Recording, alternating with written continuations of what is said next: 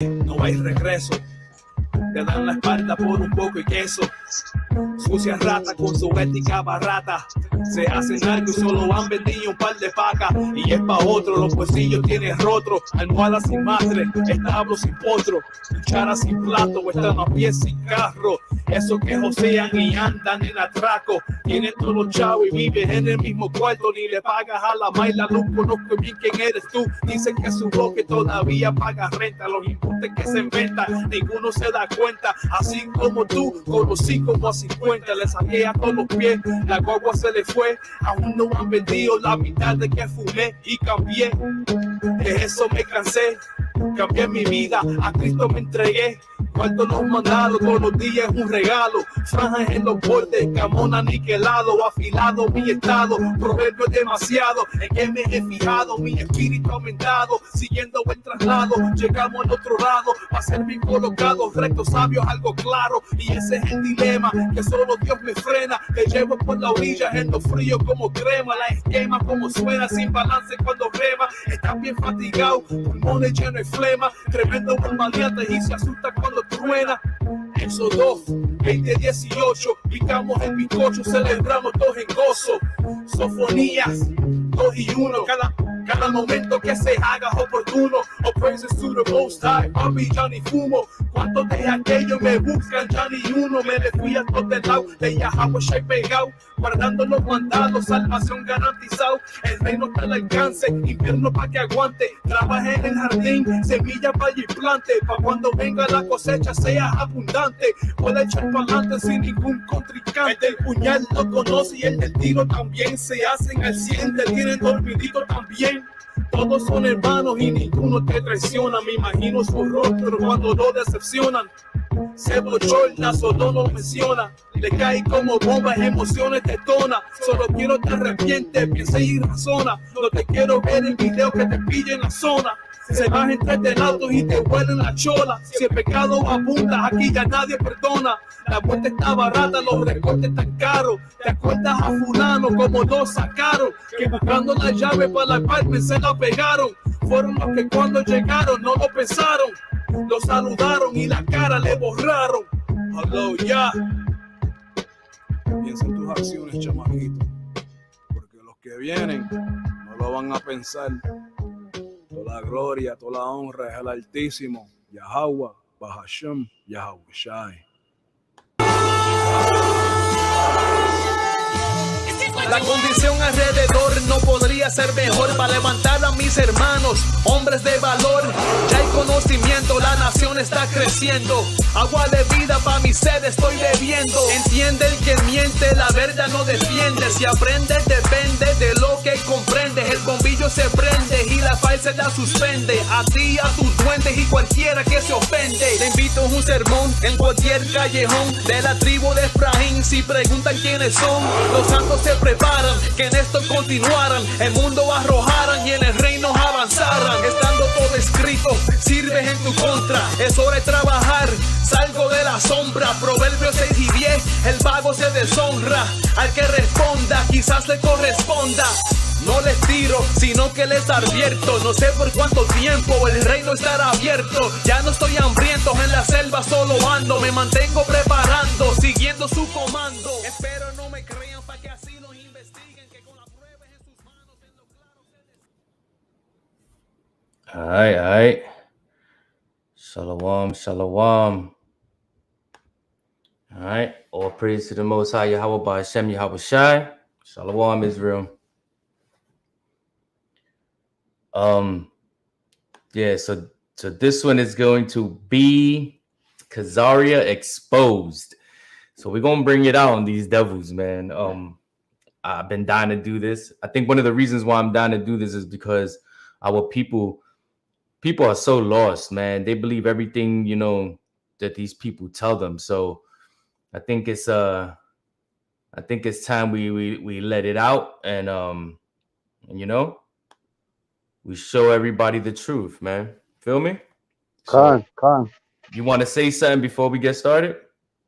Nah, it's time for the Northern Kingdom to step up and speak out and say to these people in the world known today, known as so-called Jewish people, where are the other tribes? Because we're saying we have the history and we have the Bible now. We understand the Bible that the 10 tribes of Israel are no longer lost, that we're coming and we're right in front of the face of the world now, the tribe of Ephraim and the other tribes of Israel, that Judaism has been perpetrating a fraud for hundreds of years, and now the true Israelites are back, and we're gonna awaken the rest of the tribes because Judaism is perpetrating like there's no more tribes of Israel, that the sons of Jacob have been disannulled and done away with on the earth. So they're also guilty, just like Christianity is guilty of doing away with the name Israel. Judaism is also guilty of that. Khan. Heck yeah. That's a fact. Shalom, Damien, Shalom, Juan Philly. All praises, King. So check it out, right? I wanna go into, if you don't mind, bro, since this is about Khazaria and these fake Jews, can you pull Revelations 2 and 9? I wanna, cause I think it's fitting that we set it off right? Revelation chapter 2 and verse 9. It reads, I know thy works and tribulation and poverty. So real quick, we know that they not in poverty, right? We know they chilling. They above everybody. They chilling. They practically own the freaking world, like basically ruling the world. Go ahead. And also, if I can add, the ones that are in poverty, even though they're few and far between, the other so-called Jewish people from around the world, they spare no expense to get those people help. Wherever they may be at the world, whether they're in Russia or Poland or any other place in Europe, if they even exist anymore, they do charity fundraisers to get those people to the land of Israel. All right. Even if they happen to be in poverty, any so-called white Jew in the world today. Right, they get them jobs and everything too. Gone. But thou art rich, and I know the blasphemy of them which say they are Jews. Them who say they are Jews. And are not, but are the synagogue of Satan. Right. They run the world. Job 9:24. The earth is given to the hands of the wicked. They run it, right? They do it. So we want to get into exactly who these people are, and we want to show it with, minor details, because our people, they lack comprehensive skills, sorry to say. But so first things I want to do is I want to start off with Genesis 25 verse 25, right? Because I think this bloodline needs to be exposed first and foremost. God. Genesis 25 and verse 25. It reads, and the first came out red, all over like an hairy garment, and they called his name Esau. So we got to understand who we dealing with, right? And the reason why I'm showing this early is because as we get a little deeper into it, then it's going to be clear who we dealing with, right? Go to Genesis 36 and 12. Genesis 36 and verse 12. It reads, Salakia, 36 and 12, Ak? Khan. And Timnah was concubine to Eliphaz, Esau's son. So we're looking at Esau's bloodline right now, right? They're going to start naming names. And she bare to Eliphaz Amalek. These were the sons of Adah, Esau's wife. Amalek, right? So now we're dealing with Amalek, which is Esau's bloodline. Basically his son, his grandsons and all that. So I want to show you Esau, right? Amalek, and I want to show you the disdain that the Most High has towards Amalek, which is the descendants of Esau. So he has a disdain towards Esau and Esau's descendants. Go to 1 Samuel 15:3 if you could, because we need to show the disdain that he has towards these people, right? And it's all gonna make sense as I get into it and start getting into it. 1 Samuel 15, verse 3. Now go and smite Amalek and utterly destroy all that they have, and spare them not, but slay both man and woman, infant and suckling, ox and sheep, camel and ass. So we see that the Most High is telling Israelites to go and destroy everything of Amalek, right? This is the progenitor of Esau. This is Esau's bloodline, and this is showing you that he has a disdain towards Esau, right? Go to Romans 9:13, just so that we could bring it from the Old Testament to the New Testament, showing the disdain. And remember, we're doing this briefly because we don't want to take up too much time on how the Most High hates Esau and the bloodline of Esau. Romans 9, verse 13. As it is written, Jacob have I loved, but Esau have I hated. So you see, there's a constant disdain throughout the whole Bible for Esau, right? So this disproves Christianity when it says Christianity, God loves the whole world, God loves everybody. This is just not true, right? Now, so now that we got that out the way real quick, I want to show you something that these Khazarians or these Amaleks, these Edomites, that they don't possess, right? And that's the curses. So can you go to Deuteronomy 28, and I want you to read verse 45 and verse 46. Deuteronomy 28:45. Yes. Okay. And verse 46. Because we got to understand something about these curses. Deuteronomy 28:45.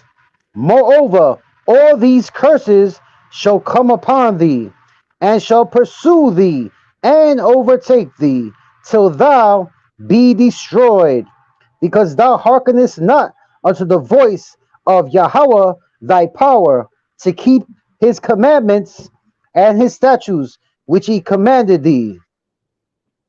Real quick, this is crazy, right? Because if you, and I'm gonna bring this back out again later, if you talk to one of them, they've always kept the laws. They never stopped keeping the laws. They've always kept the laws. Okay, read verse 46. Verse 46. And they shall be upon thee for a sign and for a wonder, and upon thy seed forever. Forever. So when you look at these people, they're not going through any curses. They chilling. They owning major property, major real estate, movies, right? They own almost everything. What curses are they actually going under? What curse? It should be a sign forever. These curses are to be upon our people forever.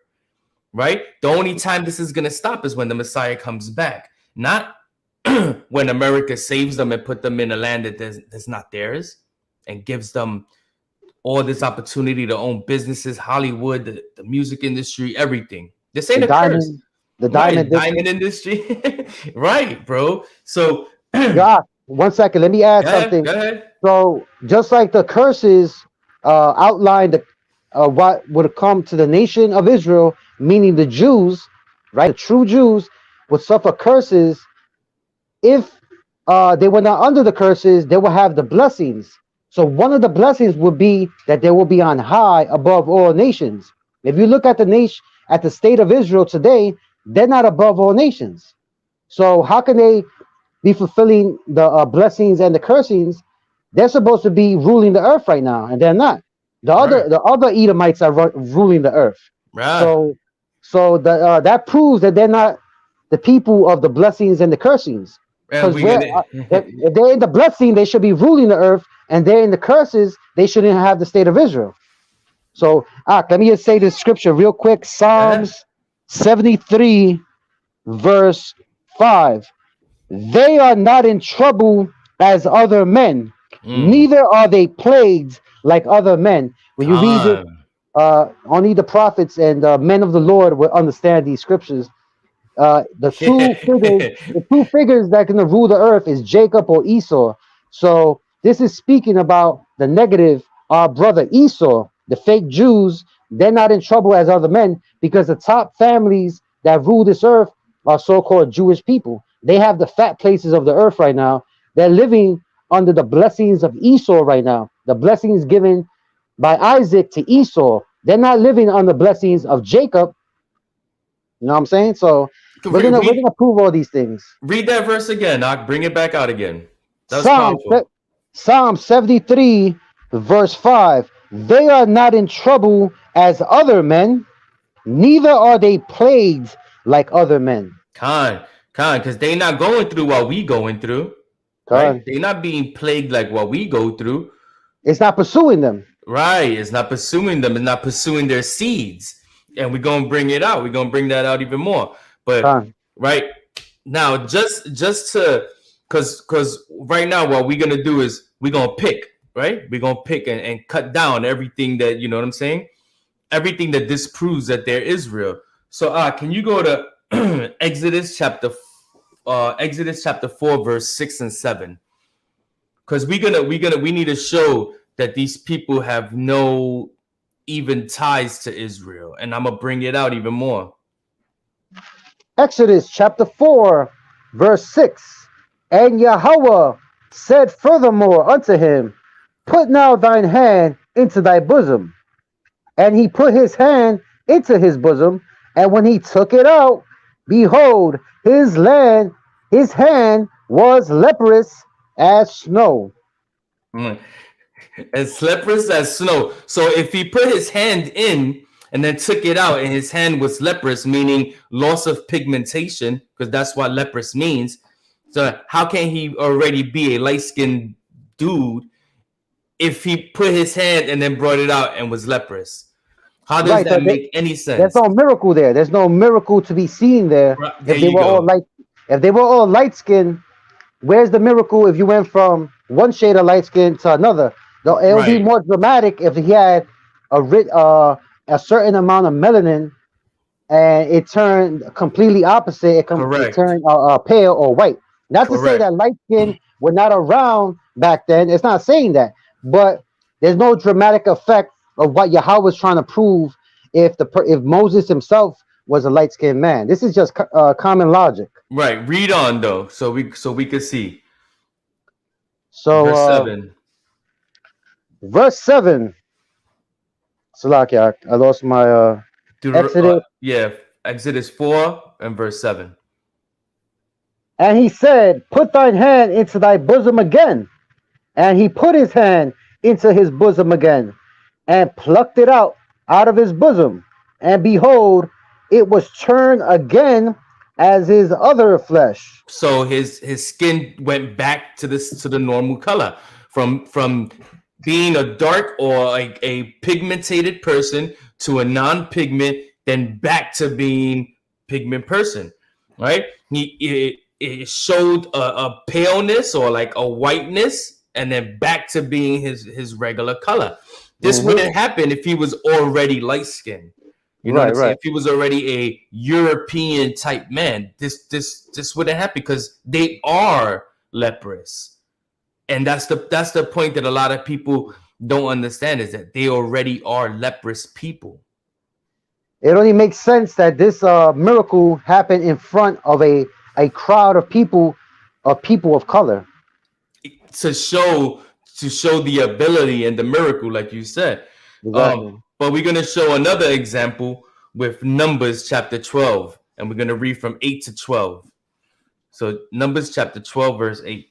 So this is talking about Miriam, because it's the same thing happened to Miriam, which is Moses' sister.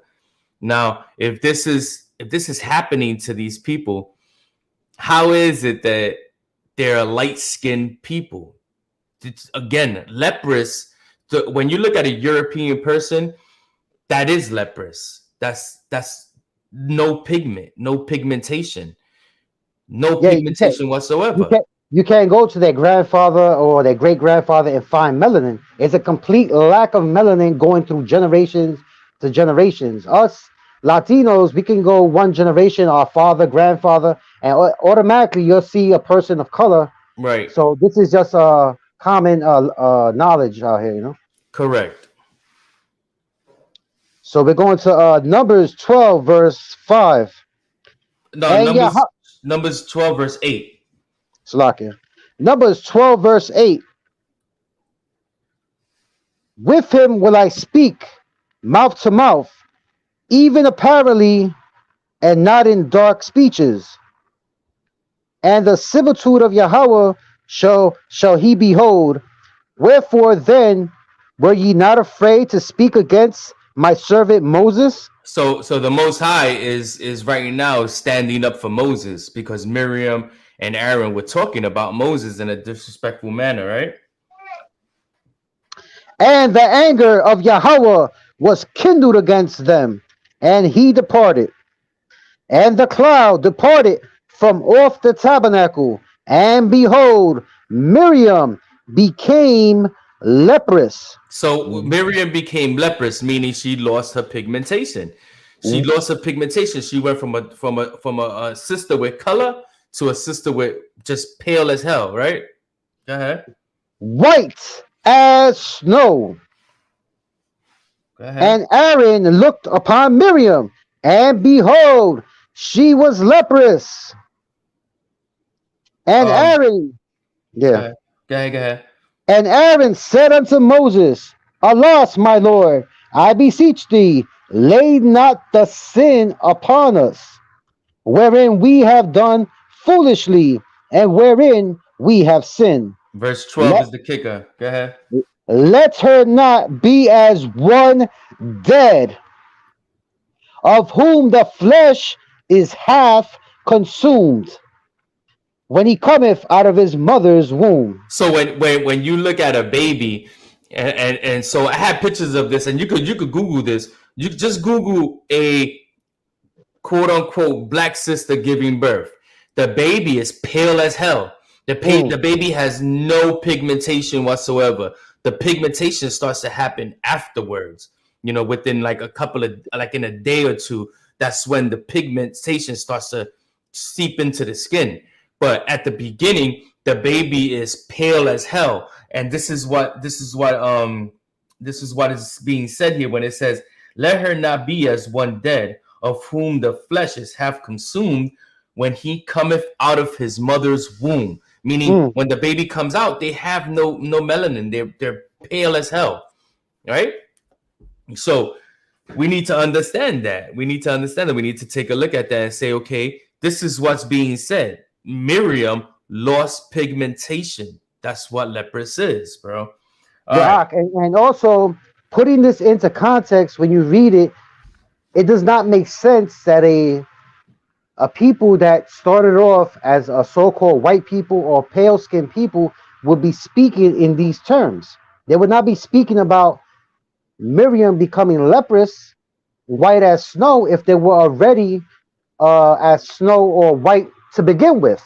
It wouldn't be such a shocker that, you know, she became leprous, white as snow. It would be that she didn't have a tan or something. You know what I'm saying? Right. And to be honest with you, our people are simple, because they read this, oh, white as snow, and they really literally believe that they meant white as snow.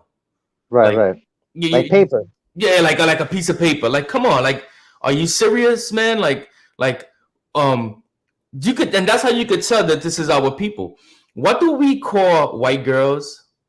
First of all, we call them white girls. They're not white. You see what I'm saying? But we call white girls snow bunnies.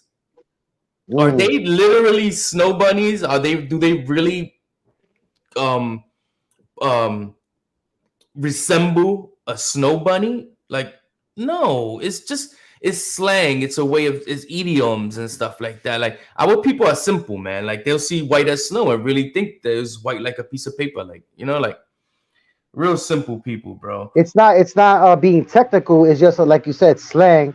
It's around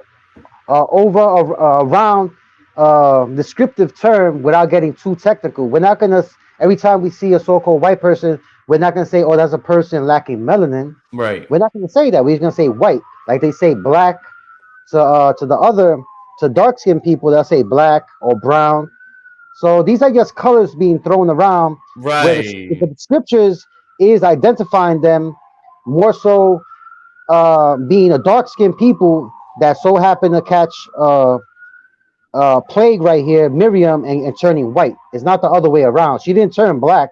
The curse was she turned white. So Right. we know we're speaking about a dark-skinned people in these verses. Right. Losing their melanin. Son. Another so another thing I want to talk about is how they always claim to have always knew who they were, right? If you speak to a so-called Jewish man, they say, well, we always knew who we were. We've always kept the law, and it's been passed down orally and all this other stuff, right? This is like they swear to the Talmud and all this other stuff. They really believe that they are those people, and they say that a lot. Oh yeah, we've always kept the law. We know these laws. But go to Jeremiah 17. I need Jeremiah chapter 17 and verse 4, because they say that they always knew who they were and they always been Israel. They know they Israel and all this other stuff, right? And it can't be so. It's against the scriptures. Jeremiah 17 verse 4, and thou even thyself shalt discontinue from thine heritage that I gave thee, and I will cause thee to serve thine enemies in the land which thou knowest not, for ye have kindled a fire in mine anger, which shall burn forever. Right. So we see that they will lose their heritage, right? They would discontinue from their heritage, meaning they wouldn't keep it anymore. They'll stop keeping it. They'll forget who they were. But yet these people obviously constantly think that they are these people, and they've always been these people. This is absurd, right? Another thing is so I don't know if anybody ever talked to these people, but like I've held conversations with these people, right? It's crazy because once you start to know the truth, once you get into the truth, right? And you ask them, what tribe are you from? Right? And they'll be like, Judah, I'm from the tribe of Judah, or Benjamin or Levi, right? But then you ask them about the northern kingdom tribes, and they'll tell you, I don't know. We don't know. We don't know about the 10 lost tribes. That's why they're called the 10 lost tribes, right? They'll come out with some sarcastic stuff, right? So I thought it was fitting to bring up this verse, because get Jeremiah chapter 3 and verse 18, because how can you say that you're only 3 tribes in this land and you have no idea where the northern kingdom is? Right? This totally goes against scripture. Jeremiah 3 verse 18, in those days the house of Judah shall walk with the house of Israel, both kingdoms, and they shall come together out of the land of the north to the land that I have given for inheritance unto your fathers. Which is the state of Israel, the country of Israel. That's the land of the inheritance. So how is it that only 3 tribes are back when the scriptures say all the tribes are going to come back? Yeah, why are they so nonchalant about where is the location of the other tribes?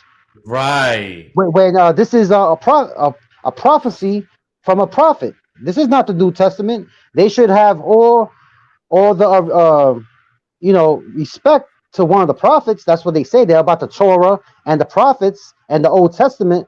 So where is their so-called rabbis, and where is it being spoken of in the synagogues of this prophecy being fulfilled? Or do they Right. believe in the prophecies? Do they believe No, in the scriptures? no, that's the problem. They don't believe in any of that. They don't believe in Torah, because Torah is not their book. You see what I'm saying? They don't believe in that. They know that that's not their book. They do believe in the Talmud, though, which is just a book of wickedness. You see what I'm saying? Because it explains exactly who they are, right? So we got a few more verses, and then I want to go, because what we're gonna do is we're gonna go biblical, then we're gonna go history, and then modern history, right? So that we can bring it up to date. We're basically climbing this ladder of information.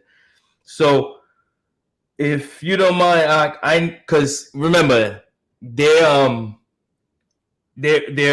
occupying a land that's not theirs, right? So, get me Ezekiel chapter 36 and 5. I want to look something up while you do that real quick. Con, Ezekiel 36, verse 5. Therefore, thus saith Yahweh, surely in the fire of my jealousy have I spoken against the residue of the heathen, and against all Idumea, which have appointed my land into their possession, with the joy of all their heart, with despiteful minds, to cast it for a prey. So the Most High is saying, these Idumeans, which is Esau, right? Descendants of Esau, Amalek, and the rest of them, they have appointed my land into their inheritance. So when you look at the place of Israel right now, who's there? Edomites. There's not Israel, because we just brought out in Jeremiah 3:18 that all tribes would be there together, not just three so-called tribes. All tribes would be there together at one time, at the same time, not little by little these tribes coming back. No, all tribes will return together. So now we know that them being there, it's against the scriptures. It's not lining up with the scriptures, because if it was them, it will be all the 12 tribes, not just three. But but like Ezekiel 36 and 5 says, Idumea have appointed my land for their possession, just like what they did in 1948. They took over the land and claimed it as their possession, just like every other Edomite does. Right? Doesn't every Edomite does that? Do that? They go into a land, they claim it as theirs. Right? They did that when they came over to this side of the world. They did that even on their side of the world. They were doing that. You got something before these next scripts? Because the next scripts is going to be a little long. Go ahead. It's Ezekiel 36 and verse 24 to 31. So we're going to go back a little bit.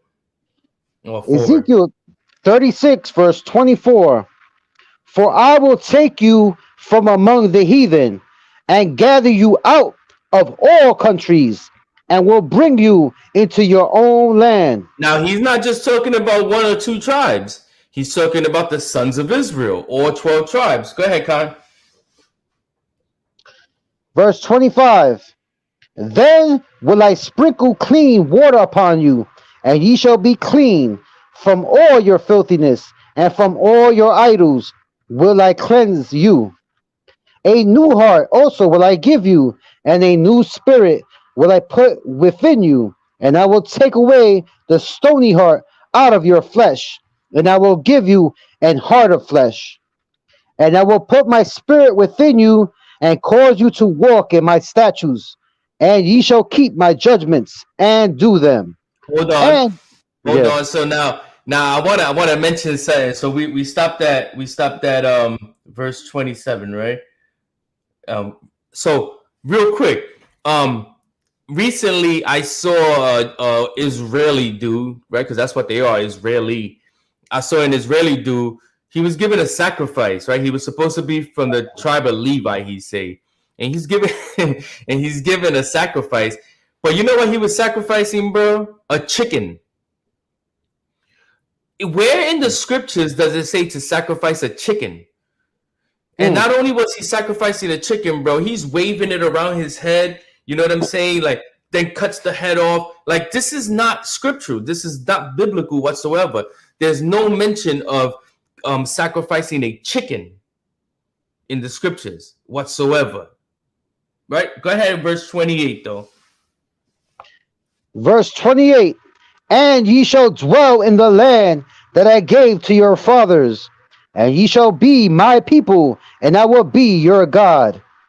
I will also save you from all your uncleanness, and I will call for the corn, and will increase it, and lay no famine upon you. And I will multiply the fruit of the tree, and the increase of the field, that ye shall receive no more reproach of famine among the heathen.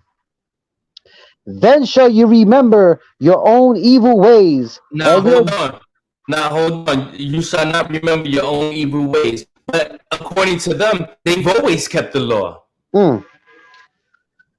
So when were they evil? If they always kept the law. That's the question when were you evil if you always kept the law? Because Ezekiel 36 is a future prophecy. This didn't happen in Ezekiel's time. So if this didn't happen in Ezekiel's time, and if this did, right, when were you evil? If you always kept the law as you claim. This is crazy. This is crazy. I don't know, man. This is crazy. Go ahead and finish with verse 28. Verse 20. What was that? Ezekiel 36. Ezekiel 36. Ezekiel 36:28. Yes. And ye shall dwell in the land that I gave to your fathers, and ye shall be my people, and I will be your God. I will also save you from all your uncleanness, and I will call for the corn, and will increase it, and lay no famine upon you. And I will multiply the fruit of the tree, and the increase of the field, that ye shall receive no more reproach of famine among the heathen. Verse 31. Then shall you remember your own evil ways and your doings that were not good, and shall loathe yourselves in your own sight for your iniquities and for your abominations.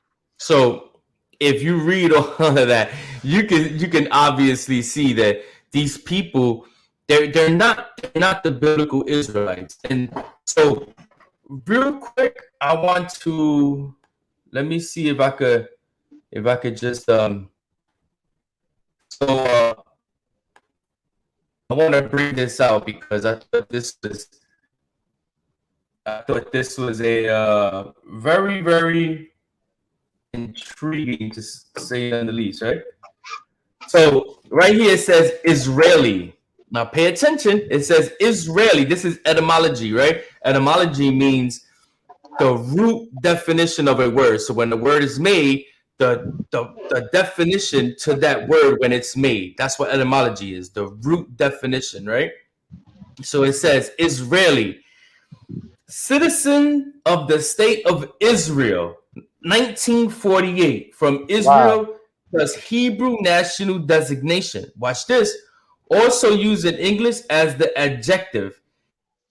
It distinguishes, check it out. If y'all went to school, y'all understand what distinguish means, right? It distinguishes the citizens of the modern state from the ancient people who had been known in English since 14C as Israelites. Woo! So when they gave themselves this name or this name to represent them, it was to distinguish them from the ancient Israelites. Come on, man. Come on now. If they were really about that, they would proclaim it boldly that they are Israelites.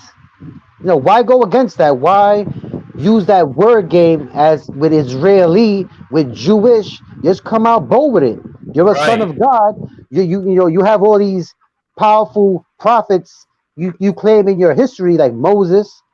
Okay, but you're not built like Moses because he proclaimed to Pharaoh, "Thus saith the Lord, let my people go." That the sons of God is Israel, but you don't want to say that you're an Israelite for some reason. It's not in your spirit to do that. Right. So we gotta understand, man, like they wouldn't call themselves this if they knew, right? But it's they fronting for the whole world because they know there's benefits within claiming the children of Israel, right? Especially to a bunch of people who are docile and don't know better. God, Another one that I wanted to read to show is Isaiah 3 and 12. God. Isaiah 3 and 12, because if they the true Israelites, then where is this? Where is Mm. this example? Because I haven't seen it. Isaiah 3, verse 12. As for my people, children are their oppressors, and women rule over them. O my people, they which lead thee cause thee to err, and destroy the way of thy paths. Right. So as for my people, children are their oppressors. How are they being oppressed by their children? If you really think about it, who's being oppressed by their children? Us, blacks, Hispanics, Native Americans. Our children are running wild out there, telling us what to do as their parents, right? They telling us what to do, how to treat them, causing us all types of stress and early deaths, right? Because of the nonsense that they keep doing and continuing running in them streets, living this life that they're doing.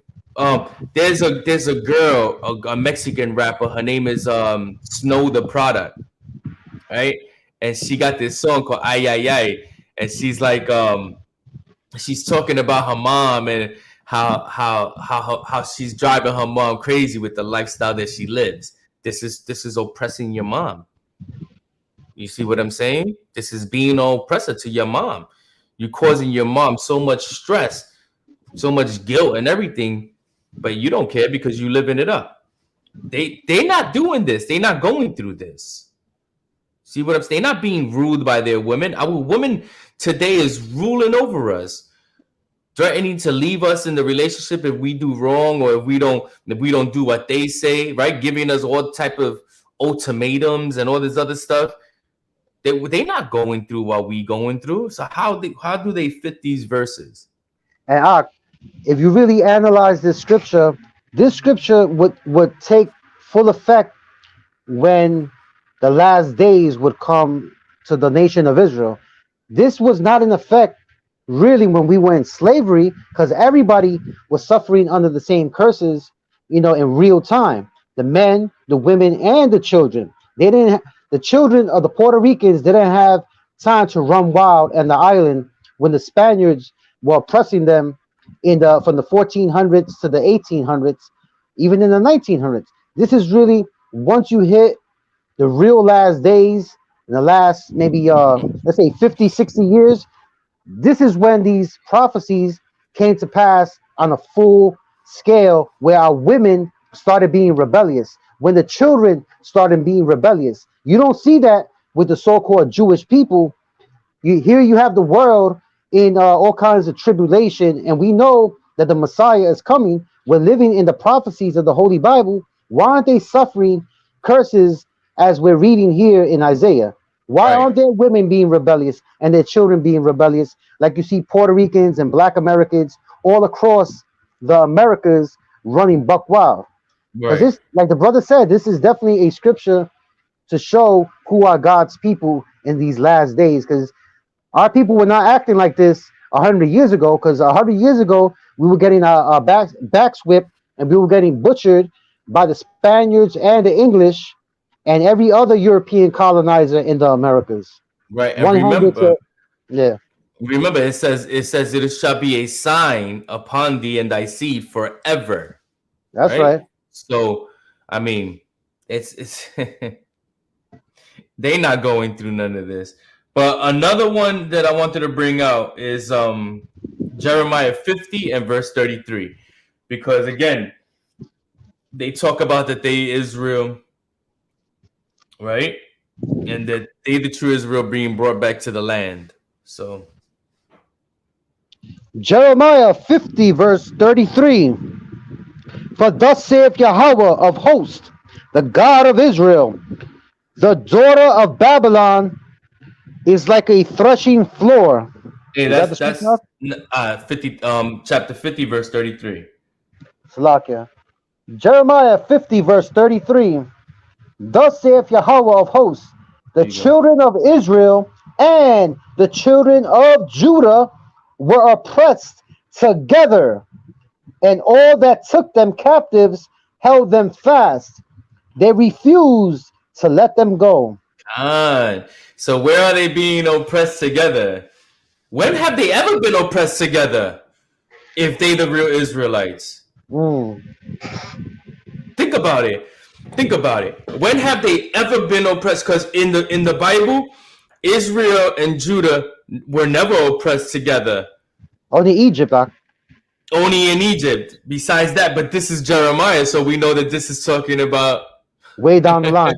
way down the line. So, Well, also, so I mean, if you could go to like the Book of Judges, but those were like, on the Moab for like several years. In the Book of Judges, I believe there was little captivities, but this is way after the Book of Judges. So why right. is Jeremiah focusing in on this? And we have no historical evidence. People like history, and we don't have no biblical evidence of Judah and the rest of the tribes of Israel suffering captivity to any nation. Right. Right. So So this is a secret that is being revealed, because this is talking about in the last days the Americas through North Mexico, Central, and the Caribbean islands. This is the only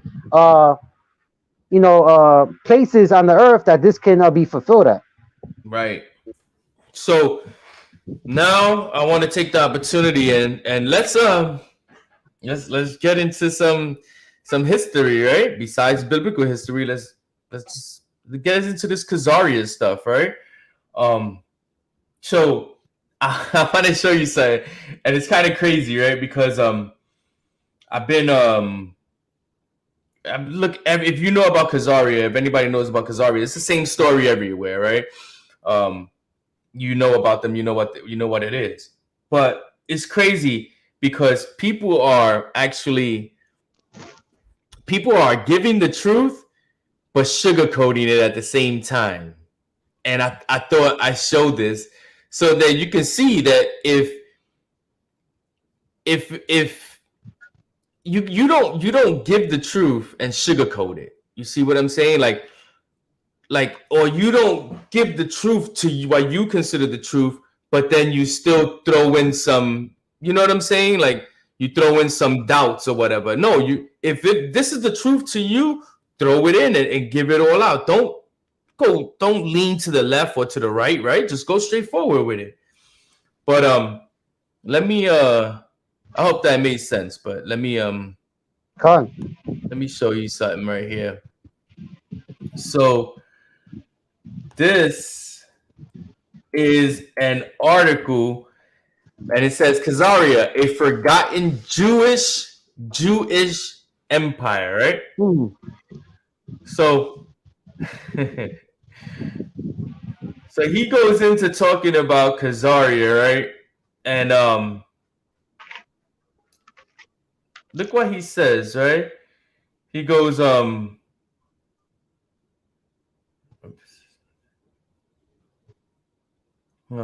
hope this was the one.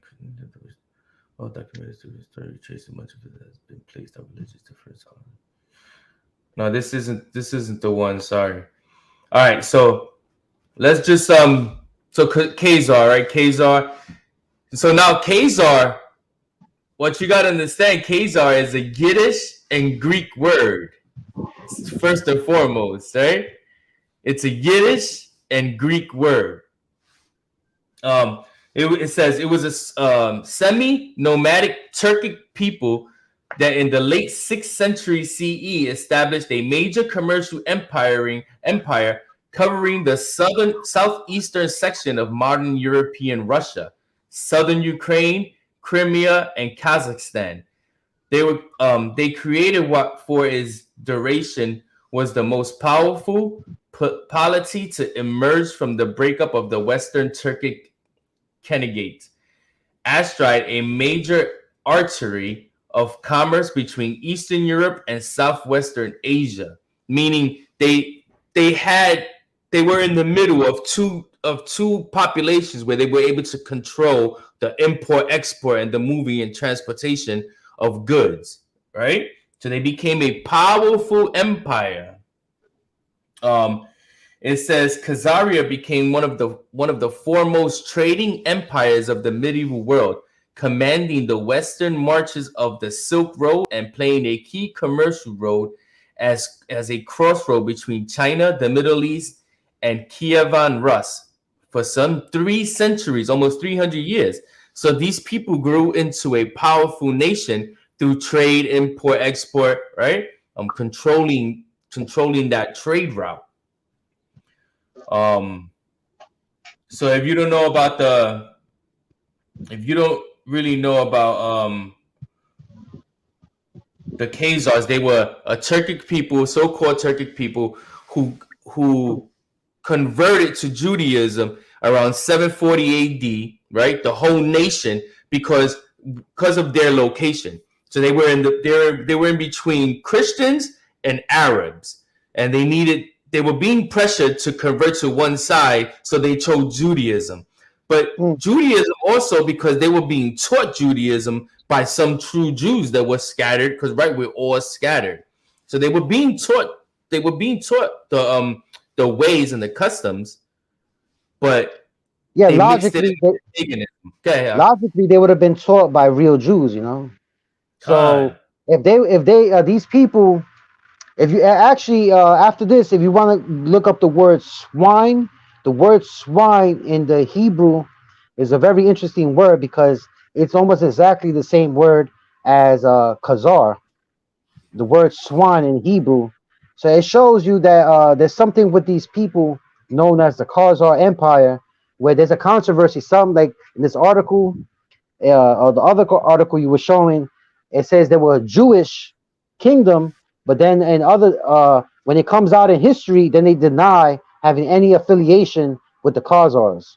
But we know right, all roads is pointed to these people being right, the jump off point to the European origin of white Jews. right, exactly. So,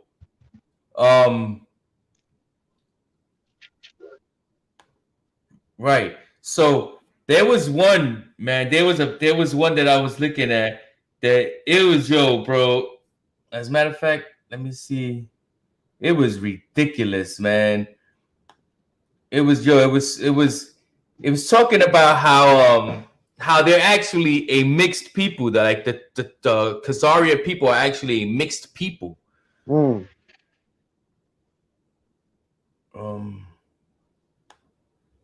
know they say they're Turkic and a Mongol, you know, Mongol. Exactly. Exactly.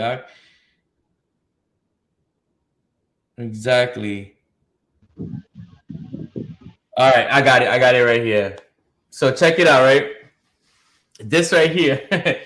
Now it says Ashkenazic Jews, mysterious origins unraveled by scientists thanks to ancient DNA, right? So this is what I was talking about, how they tried to like sugarcoat the truth, right? Watch this. It says, it says, for more scientific take on the Jewish origin debate, hold on, let me start from up here. All right, yeah. For more scientific take on the Jewish origin debate, recent DNA analysis of Ashkenazic Jews, a Jewish ethnic group, revealed that their maternal line is European. It has also been found that their DNA only has 3% of ancient ancestry, which links them with Eastern Mediterranean, also known as the Middle East, namely Israel, right? You see how they try to like, they throw the dirt, but then they try to like sugarcoat it too and make them seem good. Watch this. Namely Israel, Lebanon, parts of Syria, and Western Jordan. This is part of the world Jewish people are said to have originally come from, according to the Old Testament. But 3% is minuscule amount and similar to what modern Europeans as a whole share with Neanderthals. So given the genetic ancestry link is so low, Ashkenazi Jews' most recent ancestors must be from elsewhere. So it's saying they're not from there. They have the regional, but they're not. There's no way to pinpoint that they're actual Israelites. Yeah, because the thing is, they're trying to hide the nation of Edom. That's why they don't come out and tell you the truth. That's actually they're talking about the nation of Edom. It's like the nation of Edom don't even exist in the historical record. Yeah, so they banished them. It's like they got rid of them. Right. So instead of you saying these people are probably Edomites, from the Middle East, they'll say they don't know where actually they came from, but they have a little ancient Israelite, genetics in them. Well, they probably mixed in with some, real Israelite sisters, women. It makes sense if they were converting them. That it's quite possible that certain women amongst the true Israelites back over there in that area was integrated into the Khazar, empire over there, but to no significant degree. Right. Now watch That's where they're this. getting that DNA, Now watch this, bro. This is crazy, because if they the true Jews, how can this be possible with this information, right? Watch this. It says the rise of the Ashina. We know that at the time these Jews adopted the name Ashkenaz. They also acquired unique Asian mutations on their Y chromosomes. Dog, what's your Y chromosome? Where does your Y chromosome come from? It comes from your pops. Get numbers 1 and 18 real fast, please. Because I'm going to show you something where your Y chromosome, if your Y chromosome is coming from your father, then let's see what the scriptures say about your father, right? Numbers 1 verse 18. It says, and they assembled all the congregation together on the first day of the second month, and they declared their pedigrees after their families by the house of their fathers. So it was according to your father that tells you who you are and what you are.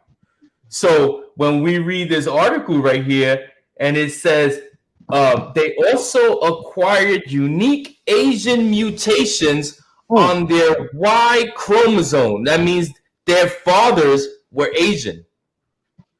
God. So how are they Jews? Right? Let's keep reading this. It says, this is where another important group of people in our story come into play. They are called the Gok Turks.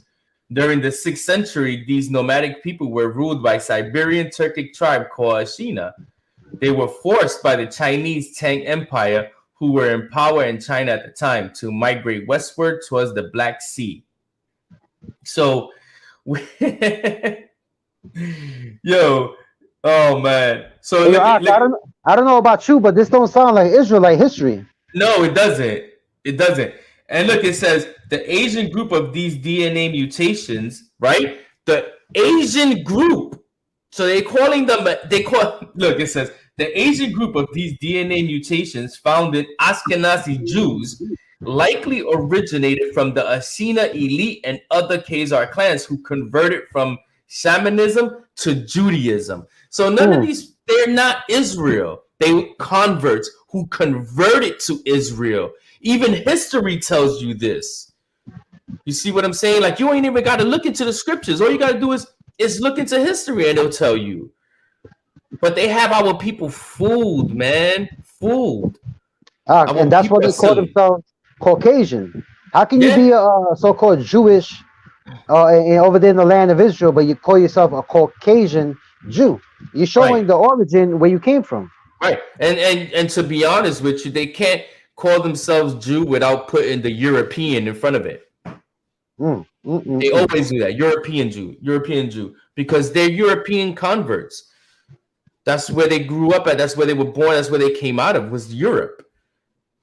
Yo, all right, bro. So 1948, right? 1948, we have these Edomites going into the state of Israel, right? And creating a state for themselves. Excuse me, a state for themselves, right? So that was all because of this right here, the Balfour Declaration. So if you look towards the right here where my mouse is going over, this is the actual letter.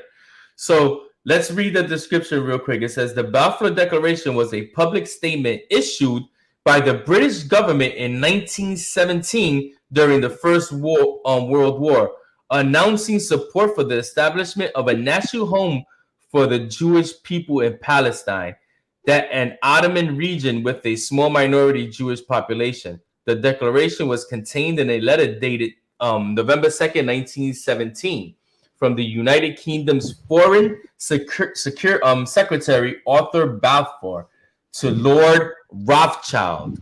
So he wrote this letter to the Rothschilds, right? So let's read the letter. It says, Dear Lord Rothschild, and we're going to get into who Rothschild was too. I have much pleasure in conveying to you on behalf of His Majesty's government. So, did you catch that? Yo, I didn't even notice that when I read it before. Look at this. It says, I have much pleasure. It says, I have much pleasure in conveying to you on behalf of His Majesty's government. Is this saying that Rothschild is Rothschild's government? That's a good question. I thought he was referring to the so-called British royalty of the time. Okay. It says the following declaration of sympathy with Jewish Zionists aspirations, which has been submitted to and approved by the cabinet. His Majesty's government viewed with favor the establishment in Palestine of a national home for the Jewish people and will use their best endeavors to facilitate the achievement of this object. Yo, his best endeavors, bro. What's that? War? Bloodshed? Sacrifice? And we're going to get into that later, right? It being clearly understood that nothing shall be done which may prejudice the civil and religious rights of the existing non-Jewish communities in Palestine or the rights of the political status enjoyed by Jews in any other country. Right. I should be grateful if you would bring this declaration to the knowledge of the Zionist Federation. So you see, he wrote this. Now, why Rothschild? Right? Why Rothschild?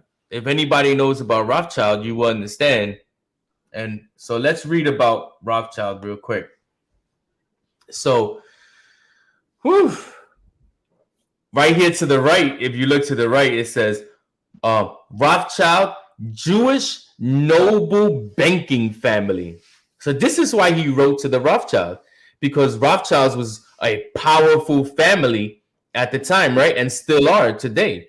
So they wrote this letter to Rothschilds knowing that the Rothschilds got pulled because they are banking. If you know about IMF and central banking, that's who runs it, is the Rothschilds, right? So it says the Rothschild family is a wealthy Jewish family originally from Frankfurt, Germany, that rose to prominence with Meyer Amschel Rothschild, a court factor to the German Landgraves of Hesse-Kassel in the free city of Frankfurt, Holy Roman Empire.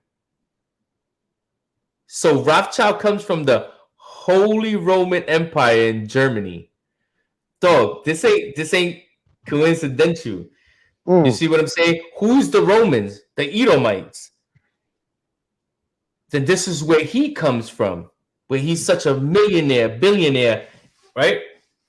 It says, who established his banking businesses in the 1760s, right?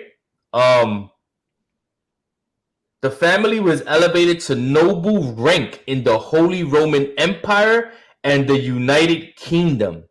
Bro, this dude is like the main Edomite. You see what I'm saying? Like the most powerful Edomite in the Holy Roman Empire. That's crazy. His name, I think the Rothschild name means red shield, if I'm not mistaken. Red shield. So it makes sense that they're the shield of Esau. They're the main, power in the Edomite families of the world. The red shield, Rothschild. So the Balfour Declaration was written to the Rothschilds to help them out. Next thing you know, you have this thing. Well, before we get to that point, the Rothschild letter, we go back to the Rothschild letter. It was written in November 1917. 1917, right? So, let's take a look at what was going on around this era when they so-called crying for their own home. What's going on at the same time? We have Jewish American organized crime going on at the same time that these people are so-called crying for their own home. So they were in their true element in America as one of the first crime families and gangs here in New York City in the East Coast, the Jewish mafia. Before there was a state of Israel, or Balfour Declaration, you had the gangs of New York. You had all kinds of crime in New York City, which was the main city of America, and some of the main criminals were so-called Jewish gangsters. So that's what the brother's going to go into. It says Jewish American organized crime initially emerged with the American Jewish community during the late 19th and early 20th centuries. It has been referred to variously in the media and popular culture as the Jewish mob, Jewish mafia, kosher mob, kosher mafia, and the kosher nostra, or Unser Zix, which is a Yiddish word, right? Not Hebrew, Yiddish.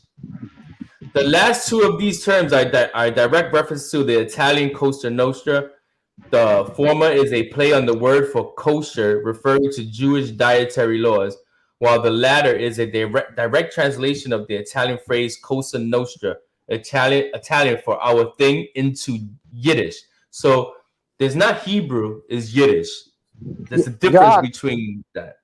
What they're trying to do there is just confuse the issue. Nobody was calling them these little nicknames back then. These were straight up thugs and criminals and devils, okay? This was the Murder Incorporated. These people were killing themselves and killing other people way before any Puerto Rican gang or black gang or any Latino gang was in New York City or in the East Coast or in the West Coast making any kind of criminal activity. You had so-called Jewish damn devils being damn gangsters. You know what I'm saying? They try to clean it up there, talk about the kosher nostra, all those little try to be cute nicknames. These people are damn devils, okay? Heck yeah. It says, so just real quick on the Yiddish stuff. It says Yiddish is it is, but that's the spirit right there. It says Yiddish is a West Germanic language historically spoken by Ashkenazi Jews. It originated during the 9th century in Central Europe, providing the nascent Ashkenazi community with a high German-based vernacular, fused with many elements taken from Hebrew and to some extent. So we see that it's not, Yiddish is not Hebrew. For all of y'all that don't know, that this is what they speak, is Yiddish. And if you pay mind to it, it originated around the 9th century. So this is kind of when they converted into Judaism. They made their own language. I thought they were Jews, though. If they were Jews, why are they not speaking original Hebrew, Paleo Hebrew? You see what I'm saying? Like this, man. This is crazy, bro. Ah, well, you kept mentioning with this Yiddish that was called Ashkenazi. When you go to Genesis 36 and verse 11, is very interesting. As Ashkenazi, it sounds almost like the same name as one of Esau's sons. Verse Genesis 36 verse 11. Well, let me start in verse 10. It says, "These are the names of Esau's sons: Eliphaz, the son of Adah, the wife of Esau; Reuel, the son of Bashemath, the wife of Esau. And the sons of Eliphaz were Teman, Omar, Zepho, Gatam, and Kanaz. Kanaz, which very interesting how Mm. Ashkenazi became the Mm. main name put on Jewish people in the last days. Mm. That's a good one. Yeah, they That's try to that. say that it comes from one of Japhet's sons. I believe his name was Ashkenaz, but it's very interesting. They could have very well have just put that shadow on that name. They're saying this goes back to Ashkenaz, the son of Japhet, but we know one of Esau's sons also was named Kanaz, just like they're Ashkenazi. Khan, that's a good one. That's definitely brought it out right there. So continuing with this, so remember the Balfour Declaration was written to the Rothschilds in 1917, right? So remember this whole Jewish mafia thing was going on in the Americas at the same time, right? Watch this. It says in the early 1920s, stimulated by economic opportunities of the Roaring Twenties and later prohibition, Jewish organized crime figures such as Arnold Rothstein were Mm. controlling a wide range of criminal enterprises, including bootlegging, loan sharking, gambling, and bookmaking, according to crime writer Leo Katcher.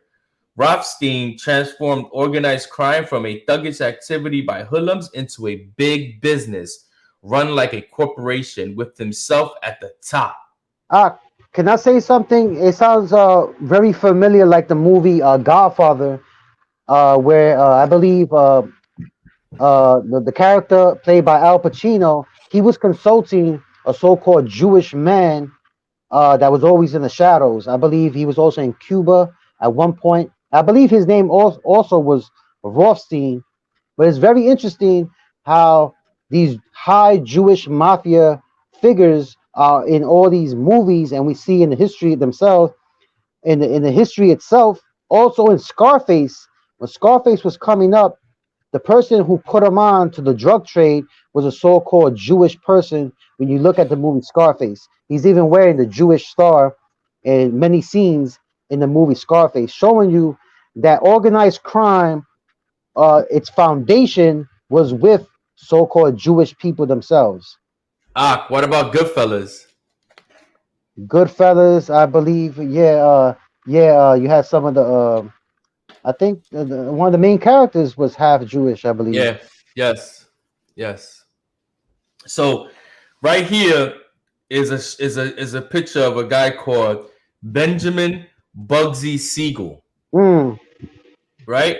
Was an American mobster, Jewish, who was a driving force behind the development of Las Vegas Strip. Siegel not only was influential within the Jewish mob, but along with his friend and fellow gangster Meyer Lansky, also held significant influence within. Let me see. It doesn't. I don't know how to get to the other. So anyway, with him and Meyer Lansky is a famous Jewish gangster. Also, you know, if you ever listen to Wu Tang, you will hear them talk about Meyer Lansky. Meyer Lansky, crash your fantasy, getting high, sell a standby, hit the plan. See, you know what I'm saying? Like, this is why when you listen to rap, pay attention. Like these dudes be talking about some stuff, you know. But anyway, this is just showing you what was going on during that time that the Balfour Declaration was being written. and I thought Can I Go say ahead. this? I was speaking to some coworkers about the history. I believe because one of the reporters here in New York City, her father just passed away, and she's a famous news reporter, and she's Italian, and her father passed away.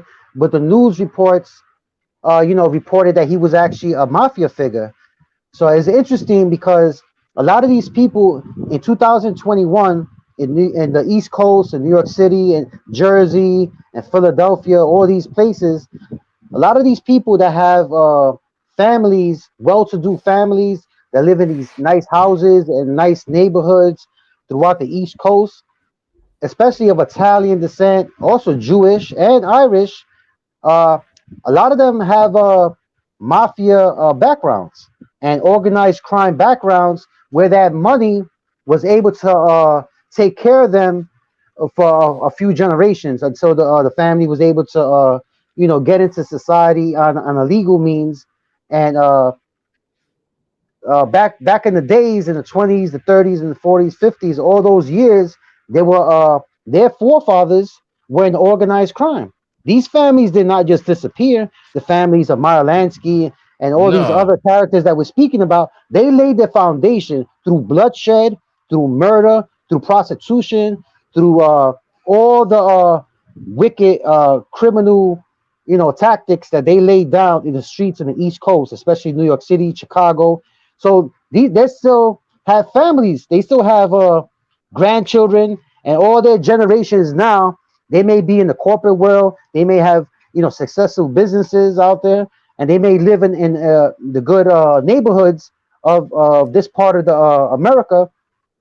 But they are of a criminal background. All right, these Edomites, these Jewish people, these Italians. We're Khan. focusing on the Jewish people, but we know that a lot of you people out there, you Edomites, you establish your families through crime. All right, and you try to Mm-hmm. look at us like we're evil and we're thugs and we're gangsters, and your whole history and the reason why you have a certain status today is because, like we're reading, your forefathers were damn killing each other and killing anybody who went in their way.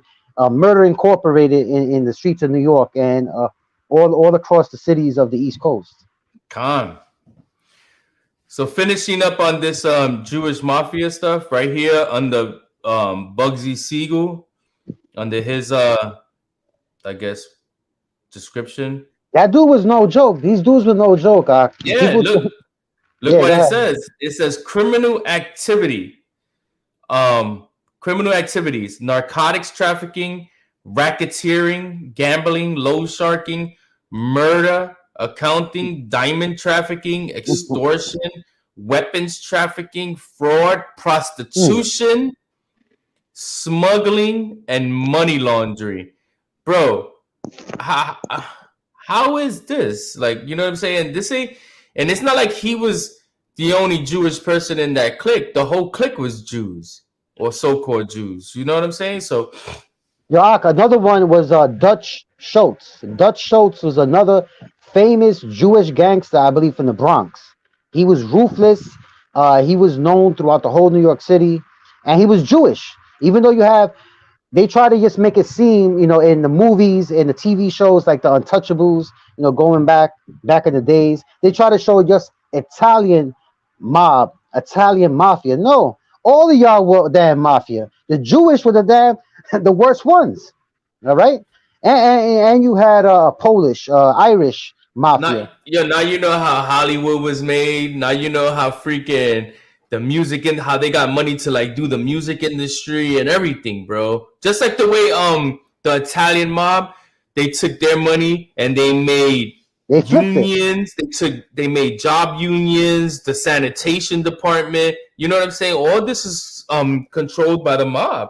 So they know how to launder their money and clean their money, right? They wash their money, so to say, right? Washing their money.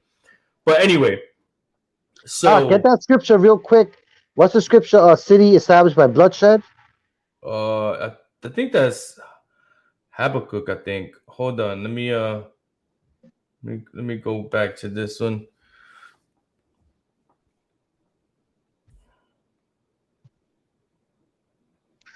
I got it. Oh, This is the book of Habakkuk, chapter 2, Habakkuk. verse 12. Woe to him that buildeth a town with blood and establisheth a city by iniquity. So these Jewish gangsters and mafia, Murder Incorporated, Dutch Schultz, Bugsy Siegel, Meyer Lansky. There was even another movie with Robert De Niro, James Woods. They were all in it. I believe it was called Made in America or Once Upon a Time in America. Go see that movie. All Jewish gangsters, okay? It's not Right. it's not only the Italian mafia. You should really be beaming in on the Jewish mafia. Why? Because these are the people that were supposed to be the holy people, the Jews, right? They call themselves Right, Jews, right, but right. That's they're that's the point yeah, of bringing this up. exactly, bro. That's the point of mentioning all of this to show you that these are the people who are supposed to be the children of God, the holy people of the world. But look what they're doing, right? And it wasn't like if they were forced into a situation where they were having their families broken up, and they no, they just this is who they are. When you look Mm, at the blacks and Hispanics and Native Americans, we had our land taken from us. We were put into poverty. We were put at the bottom of the barrel, and had to do whatever we had to do to get by. These people did it because it's in their DNA to do so. mm. So after they take the land, then they destroy it even further, right? With Yeah, they drugs live and by the crime. sword. Right, right, right, right. So remember, this whole thing was going on at the time of the basically of Balfour Declaration, right? So um where am I real quick? So right, that's the so Holocaust, right? Because after the Balfour Declaration came the so-called Holocaust, right? Now I challenge anybody, and I'm gonna do it right now. But before I do it, I'm gonna challenge you. Look on your phone or whatever, and look up Holocaust in the Bible. Look up Google Holocaust prophecy in the Bible. You're not gonna find it because there is no prophecy of a Holocaust. Right? Watch this. But look at what the word Holocaust means. It says destruction or slaughter on a mass scale, especially caused by fire or nuclear war. Right? Watch this.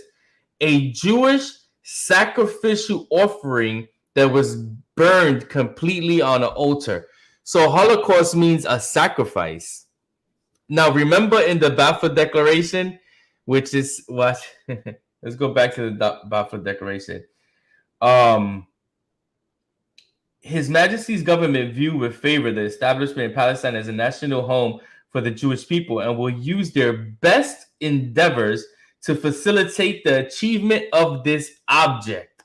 So we see that when you look at these Edomites, they do anything. They would even kill their own people to justify themselves, to make it seem as if they need to do something to get this land. You understand what I'm saying? They need to do this so they could say, look, our people are being killed and murdered on high numbers. We need this land. Dude, this is all part of the plan. This was all part of a plan to get their own land. All right. Yeah, I got a scripture, a precept. It's in the book of Daniel, 11:14. And in those times there shall many stand up against the king of the south. Also the robbers of thy people shall exalt themselves. The robbers of the Israelites here is speaking about the Greeks, okay? The Greeks, and then we know the Romans are also the same as the Greeks and the Romans. To bring it up to date, the slavery, okay? What happened in the transatlantic slave trade and the robbery of the Native Americans, all right? The robbers of thy people, to put it in plain English, is the so-called Europeans. They're the robbers of the Israelites, okay? It says, shall exalt themselves to establish the vision, okay? So they were gonna exalt themselves to establish the vision, okay? They're gonna exalt themselves by calling themselves what? The ultimate thing the ultimate thing that you can do to exalt yourself is call yourself the tribe of Judah, the Jews, okay? And it says, to finish it up, it says, but they shall fall because we're exposing them through the spirit of Yahweh Hashem Yahweh Shai. We're exposing them that these people are not the holy people or the righteous people. These are the robbers of the holy people and the righteous people. These are a criminal element on the earth that are getting judged by the words of God. They shall establish them, they were going to try to establish themselves with the vision, like the brother was bringing out with the Holocaust and showing the people for sympathy to be placed on them so they can mosey on down to the land of Israel and claim that they were being persecuted in Europe. So Right. just to put it like that. So we know who they are. They're Esau, okay? The robbers of our people.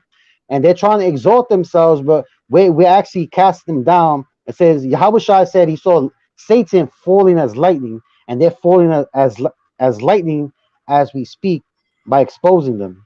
So go ahead, Right. brother. So this is an article about something that before the Holocaust, which actually led to the Holocaust, right? And it's so it says a similar bewilderment afflicted Germany at the end of World War One. The first stab in the back story in German. It happened when the German army returned home in defeat in November 1918. The reason for their surrender was obscure to many Germans. The enemy had never touched German soil, and both at the beginning and end of the war, at least according to German newspapers, the Kaiser's forces of what is this? It sounds a lot like Khazar. The Yeah, it does. Kaiser, it does. The Kaiser's forces appeared to be winning. So there was only one possible explanation. Germany had been betrayed by socialists, and you guessed it, Jews, 1918's equivalent of the traitorous 60s counterculture. So there was a socialist movement going on in Germany at the end of the World War One, right? For people that don't belong there or migrated to the land to be pushing a socialist movement on a communist country, that's war within itself. You see what I'm saying? Like that's a reason for war, or that's a reason to hate somebody that don't belong in your country. Don't Mexicans get hated when they come over here? Right? Blacks are hated even in this country. So what makes you think that these Khazars are not going to be hated in another country that they're not from, trying to establish a socialist movement?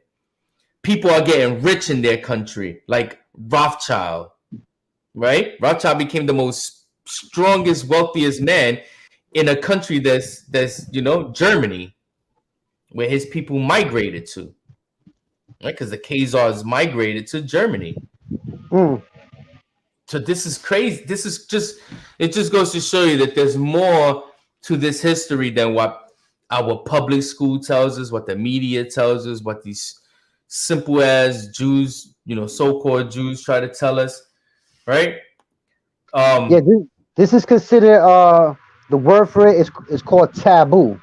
Taboo history, meaning that's something that's not ever, you're never gonna see this in mainstream media, because that's something that's off hands. You cannot touch that. Because why? Because the so-called Jewish people run the media for a large extent. They run Hollywood and the media. Okay, so they're not gonna be bringing these historical facts out and putting them together with the Holy Scriptures, because their goal is to keep establishing the vision. Okay. Right.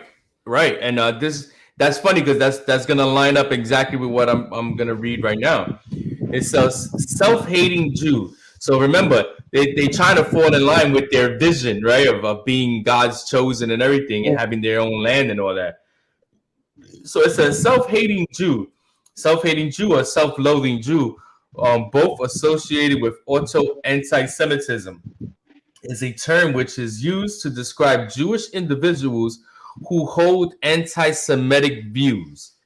The concept gained widespread currency after Theodore Lessing's 1930 book, Jewish Self-Hatred, which sought to explain a perceived inclination among Jewish intellectuals toward inciting anti-Semitism by stating their views about Judaism.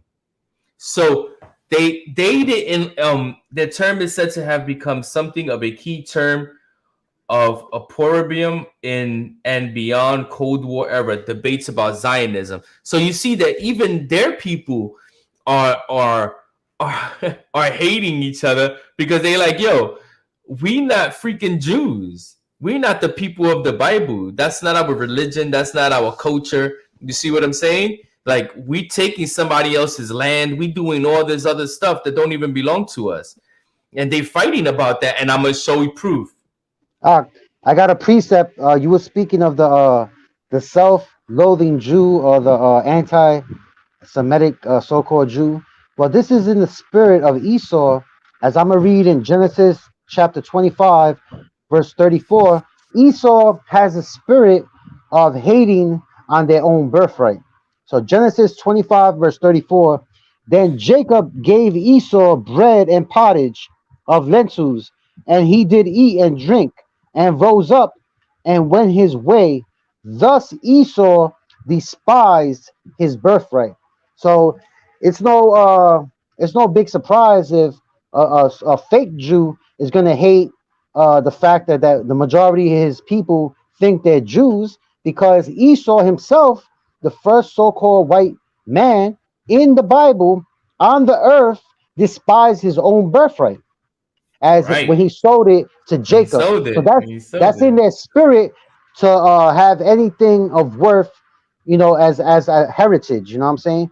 These people have no true heritage. They have no true royal lineage. Okay, and they hate themselves. Right. So these are these so-called. First off, I just want anybody who thinks that these people are the true Israelites of the Bible. What's up with those hats? Can anybody show me those hats in the scriptures? I need proof of that. They're gonna say it's a European custom they picked up in Europe. So if they picked that up in Europe, but they have don't they run their own lives? Why would you continue on with a European custom of wearing these hats and wearing these garments? All right, 60 years. How long has it been since they left Europe? And now in the state of Israel, a good 70 years. So what is the reason that they're still wearing these European hats and European garments if they are the true Israelites? Why not return back to the holy garments mentioned in the scriptures? And don't Jeremiah 10 say, "Follow not the way of the heathens"? Yes, it does. Why would they copy this culture if it's not theirs? That's it. Yeah, they're faking the funk. They're of course. So you see them right here burning the flag. They're burning the Israeli flag, right? This is to show you that even they're against each other. You see what I'm saying? Yeah, you got ultra orthodox and modern. There's different. That'll be good to get into. I don't know if we're gonna get into it now, but they definitely have different groups in Israel. Some of them are against the Israeli government themselves. And what it says, what the Messiah says, a house divided cannot stand. That's right. And who That's beautiful. That's the Most High doing that. Yeah, exactly. And what he says though about Satan, right? Satan's house divided, right? Come on, man. He have an end. And I'm pretty sure. Go ahead, talk. And I'm pretty sure right now, and that's very interesting because I don't see too many news stories about these ultra orthodox Amalekites, so-called Jewish people, and what's going on in the state of Israel right now with I don't want to say what it is, with the juice. Everybody knows what we're talking about. What's being mandated. It's all over the world, especially in the state of Israel. These people are ultra religious, so I can imagine some of them are not taking that juice. You know what we're speaking about. So it's very interesting there must be a great division going on over there in that land, which is not being spoken about in the media, because these people do not just put anything into their bodies, especially, it's not in the scriptures, because they believe themselves to be the true Jews, and the government of Israel over there are more modern, and they don't really rock with the Bible like that. So there's definitely some division going on that we're not seeing in the media right now. Yeah. Because they don't want to see their weakness. They don't want to show that out there, because that would show the whole world, hey, these ultra religious, they're not going with what's going on in the world right now with these mandates. Hey, the scripture is Mark 3:25 and 26, and it says, "And if a house be divided against itself, the house cannot stand. And if Satan rise up against Satan himself and be divided, he cannot stand, but hath an end." Now, you were talking about the juice, and me and my wife was just reading something earlier. And bro, do you know that in the state of Israel, bro, like more than 60, I think 60 something percent, 70% of them is already vaccinated? Yeah. Yep. So, and it's mandatory for them to get the jab. Bro, they on that juice heavy over there. So it's true what she was saying. Like, if you so holy and you guys, how are you gonna put something in your body that's coming from, you know what I'm saying? That's coming from a lab that you don't even know what's in it. Come on now. These people are gone, bro. It's amazing, man. It's amazing. They're so divided within themselves, and they don't even do in this anything. in this country, not only the state of Israel, but in this country as well. So moving forward, right? They're worse than the Bloods and the Crips. They show you that every night on the on some of these news channels where they show the red states and the blue states. Yeah. They're always talking about the Bloods and the Crips, and the gangs. Well, they're the biggest gang. The two political parties in the United States, they've divided even using colors, the red and the blue. Yeah, they love doing that.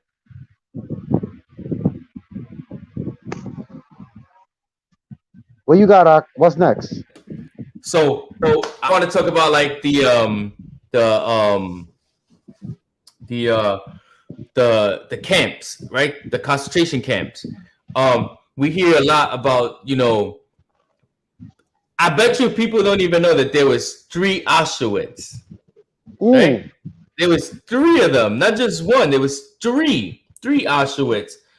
And I'm going to show you something in a little while, right? So, funny thing about this Auschwitz stuff, though, is that if you're being held captivity, I want somebody to show me where people were lining up to be killed, and while they're lining up to be killed, they're performing a play or playing an orchestra, right? Watch this.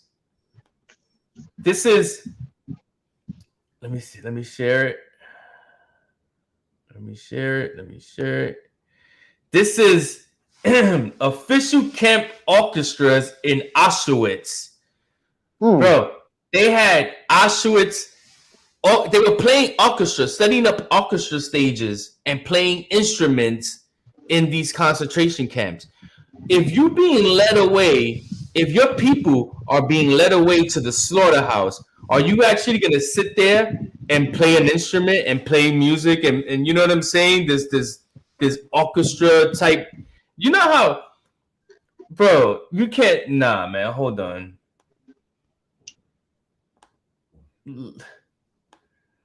Look at this. playing a freaking orchestra, playing bands, setting them up, playing bands. They also held shows like plays where you had to buy a ticket. You had to buy a ticket to enter into this show. So in other words, how would you get money in a concentration camp? What where you buying cigarettes, you buying tickets to the show, tickets to the orchestra. How you getting money in a concentration camp? If it's slave labor, right? If it's so-called, the concentration camp was so-called slavery, where they were being slaved and having the slave labor. How you getting money? How you buying all this stuff? This was part of what they call the theater of war. The theater of war, where the Illuminati established they were going to go through 3 world wars, and during the Second World War, the bad guy was going to be Germany, Japan, okay, and Italy with Mussolini. So they set all these things up, okay. But we know it's truly Yahweh setting them up, all right, to fulfill prophecy. But they think they have they're the ones orchestrating these events. You know what I'm saying? With Hitler and like the brothers showing about the Holocaust camps. Okay, so some of these things are very suspect. They're very fishy. We know a lot of parts of that war and World War II was definitely set up as a theater of war. That is the term they use, because these things were being set up for a specific purpose. After World War II, you had, I believe it's either World War II or was it World War One. You had the League of Nations, then you had the United Nations, then you had the State of Israel being set up, and now you're having the conflict between the Arabs and the fake Jews. So it's all being set up because just like there's prophets of the Holy Bible, righteous prophets, on the left-hand side, the Illuminati are playing their part as satanic messengers and satanic prophets, so to speak, as they're trying to set up a new world order under Satan. So that's why they do all these things. And like the brothers showing with these plays, a lot of these things come out because it was part of a theater of war. Not everything that you've seen on TV and these documentaries about World War II was natural or organic. These things were set up. You know what I'm saying? Right. So in this article right here, I'm not gonna read the whole thing, bro. I'm just gonna jump down to like the middle half. It says it says in Germany and occupied Europe during the Holocaust years, nonetheless, a wealth of cultural production persisted. Hold on, how can a wealth of cultural production persist if you're being slaughtered? I don't get it. Did the Taino Indians stop running and start playing freaking congas and stuff while they were getting killed? Like, come on, are you serious? That was set up for the world to have sympathy on these people. That's all it was. Look, media mind control. Yeah, basically, pretty much. It says, look, even in places one may think impossible for any kind of creativity, forms of theater and related musical events endured in a cultural organization solely for Jews until 1941. The Jewish Kurtzbahn theater in Nazi Germany, in early concentration camps for political prisoners. Ready? Because I'm going to bring it out in a little bit. Concentration camps for political prisoners. Right? In transit and internment camps. The model ghetto known as, I'm not even going to try to pronounce that, and in concentration camps and killing centers like Dachau, Auschwitz, Birkenau. Even after World War II ended, actor inmates organized Yiddish language performances. Oh my God! No Hebrew, just anyway. So you see, throughout all these camps, these concentration camps, they were putting on plays and shows, selling tickets. That sounds like they were establishing the vision, bro. I don't. Come on, man. You being led to the slaughter. You being led to gas chambers, but you playing orchestra instruments, putting on plays. Really, really, bro. But check this out, right? I'm gonna see if I can share this video. Hopefully, you can hear it. I'm gonna fast forward it to six minutes, something like this. Press reason. Can you hear it? Working for the commandos did not ensure survival in Auschwitz. We really wanted a new home, but selling seemed really stressful. Knock was the perfect solution. It merely deferred execution by a few weeks or months. This meant that the Sonderkommando leaders called for an uprising to be mounted as soon as possible. Due to the vast size of the Auschwitz complex of camps and factories, a resistance organization had soon flourished. It included not only Jews, but also Poles, political prisoners, and Soviet POWs. So you see, it. I ain't even got to play the whole thing. Look, bro, these concentration camps weren't solely filled with so-called Jewish people. They were filled with Polish people, political prisoners, and Russian war people. Right, War POW. prisoners. Yeah, POW, prisoners of war. Yo, man. So, but yet they tell you that everybody in these concentration camps was so-called Jews, which is a lie. This is a straight lie. History doesn't tell you that. But you see, if you let them tell you and you don't search it up for yourself and look, you will never find it, and you would only believe what they tell you. So these concentration camps were merely a prison.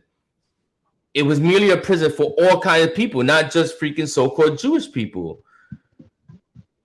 Man, I tell you. That's why the majority of blacks, Hispanics, and Native Americans, they would disagree with us and say, no, these are the people, and look what happened to them. They always point back to World War II. This is why, like the brother brought out, there was something very suspicious about, these events where you have plays and productions and all kinds of activities being done in concentration camps. Some of these things were let out by the spirit of Yahweh Ba'Shem Yahweh Shai to show us, and is recorded in history to show you that these people were actually being set up to be the Jews that were being persecuted in Europe, all right, by the Nazis, and they were going to come back to their homeland. It was all a setup, and now all the result of that setup now, 70 years later, you can ask any Puerto Rican or Black American on the street, and they say, no, those are the people. Have you not seen what was it, Schindler's List? Schindler's List. Yeah. You know what I'm saying? Amalek's List, you know what I'm saying? So it's showing you that it worked. The vision, the robbers of our people, they set up that vision and it has worked. So now it's our job, to show the true light in the Holy Bible, the true prophecy, showing these people do not fit prophecies, and they don't even fit the history of the Israelites. Okay, they don't fit nothing. They don't fit anything. Crazy, they don't fit not one point. But they don't even read the Torah. They don't even understand the Torah. They don't even know what's in the Torah. You go talk to one of these extreme Orthodox Jewish person. He couldn't even quote a Torah scripture because they don't read it. They don't read it at all. Right. They don't even understand it. They make all kinds of it's called commentary on the Torah. So they have thousands of books commentary on the Torah. Why not just read the Torah and let the Holy Spirit guide you into the truth? It's nothing wrong with writing commentary, but all they go by is commentary. It's called the Talmud, the Mishnah. I mean, some of that in the early days was Israelites, but Yahweh Shai cut a lot of those leaders. It was called the traditions of the fathers, I believe. Yeah, the traditions of men and stuff like that. Yeah, exactly. So they carried on with that when they came into the Judaic, life. Back in the Khazaria Empire, they just kept adding to now. Torah is not something really they go into. They rather go with the commentary of their rabbis, for the last 1,000 years or whatever, since it came out of the Khazaria Empire into Europe. That's what they follow. They don't go into the Torah and let the Holy Spirit guide them. No, they don't. Bro, they don't even understand precepts. Like if you could cut one of them Khazars so easy because they don't even understand precepts. You have their mind blown where they just want to be like, all right, never mind, I don't want to talk. Let me just leave. They get cut quick like a Christian. But there was I hope someone's watching this that I had a conversation with, because they were like, I had mentioned these Khazars, and they were like, "Oh yeah, the Jewish, yeah, they keep the laws to the T, bro." Mm. That's how manipulated this person's mind probably was before I spoken to this person, right? Which I hope that this person eyes opened up and starting to realize, right? But if not, I want to prove something even further, right? And because people would still say, yeah, they're the Jews. Yeah, they're the Jews. So watch this. This is genetic markers cannot determine Jewish and descent. So Woo. we don't know. We can't tell. By when it comes to DNA, that's out the picture. DNA is thrown out the picture. There's no way you could do a DNA testing and say that these people. Look what it says. It says humans the differentiate, whatever. Humans different, right? Classify and discriminate. Social interaction is basic property of human Darwinian evolution. Presumably inherit differently. Physical as well as behavioral properties have always been criteria for identifying friend or foe. Yet, biological determinism is a relatively modern term, and scientific racism is, oddly enough, largely a consequence or a product of age of enlightenment and the establishment of the notion of human equality. So watch what it says, right? It says, in recent decades, ever increasing efforts and ingenuity were invested in identifying biblical Israelite genotypic common denominators by analyzing an assortment of phenotypes like facial patterns, blood types, diseases, DNA sequences, and more. It becomes overwhelmingly clear that although Jews maintain detectable vertical genetic continuity along generations of social, religious, cultural relationships. So based on religious, yes, they've been carrying this right for so long. Well, watch what it says. Religious, cultural relationships, also intensive horizontal genetic relationships were maintained by both Jewish communities and with the Gentile surrounding. Thus, in spite of considerable consanguinity, there is no Jewish genotype to identify. Wow. So there's no way that somebody could say, yeah, he's a Jew by DNA, because no, the DNA is here. It's in the Bible. That's right. It's in the curses. That's how. This is our DNA, not some made up. Oh yeah, we've been keeping the religion for 400 years. Or our people been keeping the religion for 400 years. No, our DNA is right here. This tells us who we are. And if you can't see yourself in here, then I don't know what to tell you. Then you don't believe the book. Yeah, they don't have the sign. They don't have the sign required, the required signs to show that they fit the curses or the prophecies or even the history. I mean, if you cannot fit the signs or the prophecies, and then we go into your history itself, and it also does not lead us back into the land of Israel or into any of the captivities. It does not lead us that. It leads us back to the Khazar Empire. It leads us back to the Romans. Okay, it leads us back to the Greeks, and then before that, it leads us back to the Edomites and the Amalekites. Okay, this is the true lineage of the so-called white Jewish people the world over. Okay. So now, one thing, this is gonna be probably like the last thing that I bring out, right? Because honestly, I think we don't beat him over the head, stomped on him. He's already bloody, dripping. He can't even move here. His heartbeat stopped, right? So this is gonna be like the final thing, man. We started off with Amalek, right? With Esau and Amalek, right? So, oh man, when you look up Amalek, right? I want to make sure that I get this.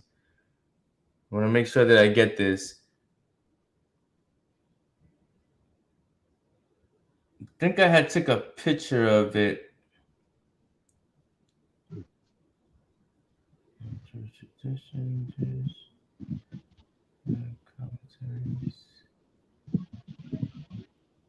I think I had took a picture of it. And I wanted to show it. I wanted to show it on Wikipedia. So Amalek actually means Amalek is a word.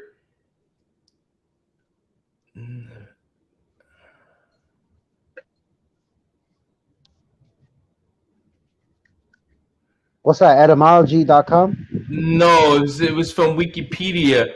So Amalek stands for Rome, right? Amalek stands for Rome. In the first century, Amalek stands for Rome, right? But there was another word that I know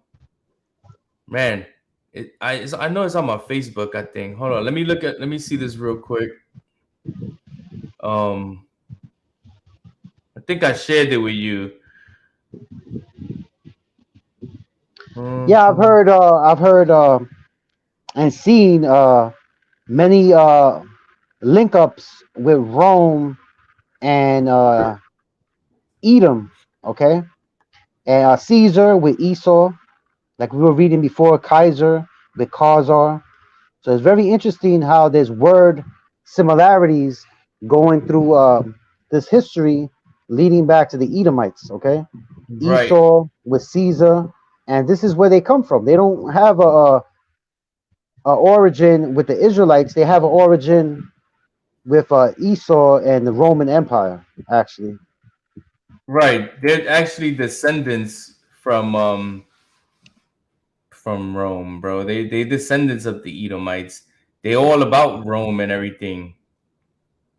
Man, right now. So anyway, on Wikipedia, if you look up Amalek, and I'm pretty sure I passed by and didn't even see it, but the word Amalek